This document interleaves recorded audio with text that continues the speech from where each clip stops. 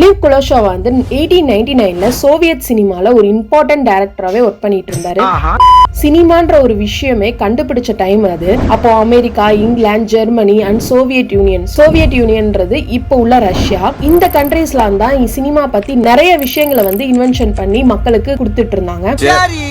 அப்பெல்லாம் டைரக்டர்னா அந்த ஒர்க் மட்டும் இல்லைங்க, கேமரா, டெக்னிக்கல் ஒர்க்னு எல்லா ஒர்க்குமே பண்ணி நிறைய டெக்னிக்ஸ் வந்து கண்டுபிடிச்சிட்டே இருந்தாங்க. இதுக்கு தான் ஊருக்குள்ள ஒரு ஆடினார் அழகராஜா தேவைங்கிறது.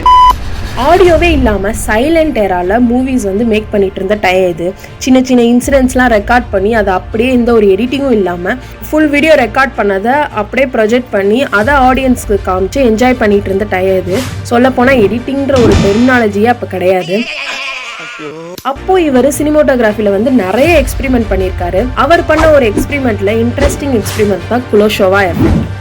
என்ன எனக்கு தெரியும் கேளுடா.